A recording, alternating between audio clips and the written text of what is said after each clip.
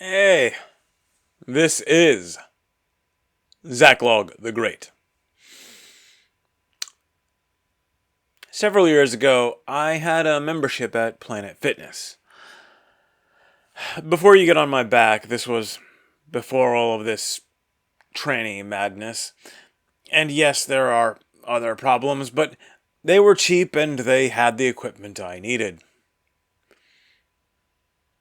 They also had a prominent slogan, "No Critics," which in many ways very much matches the spirit of our age. The problem with this slogan is that it is simply impossible. It is impossible because even if they don't say a word, some people's very existence is a criticism. To start there, at Planet Fitness, my main activity there was running on a treadmill. I would run for as long as the machine could be set for. I would do an hour or an hour and a half, gradually accelerating the speed up to 8.5 to 9 miles an hour. Without saying a word, this was a kind of critique of the person who went for 10 minutes at 4 miles an hour. Excellence is a criticism of the average and the bad, and always has been and always will be. There is no way around this. To use a quite immediate example, my production quality on this channel is not great. I'm recording this on my laptop camera with a few basic lights I arranged myself and doing minimal editing. There are other channels, even independents, who have a much higher production quality. If you look at one of them and look at me, the contrast is obvious, and it is a criticism of my channel. I could give excuses or explanations for this, but they are necessary because the criticism is implicit.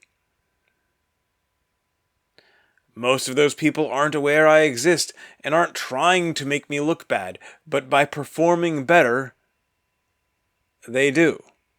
It is the nature of reality. William Shakespeare and Alexander Pope, by the very act of writing the best plays and poems the world had seen by then, slapped in the face all lesser writers.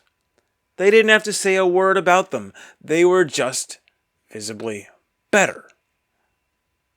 Alexander Pope did, in fact, mock other writers, and did it fantastically, but he had no need to.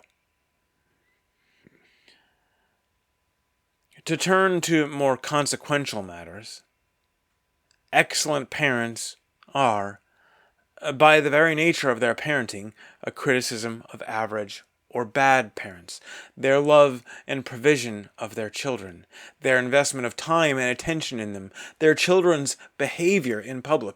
All of these obviously show up people who don't do as well, who throw their children into the hell that is now American public schools, who dose their sons with stimulants and their teenage daughters with hormonal contraception. And other parents know it too.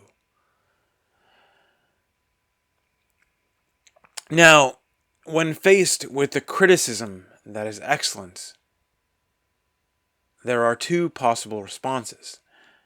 You can admire it and strive to emulate it. You can say, this is what I can be. This is what I should strive to be. Or you can envy it and work to destroy it. I cannot be that, so I must tear it down.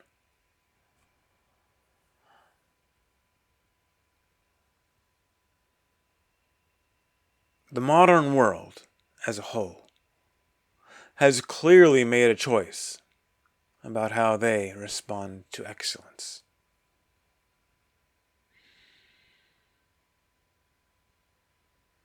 And you must make your own choice. God be with you.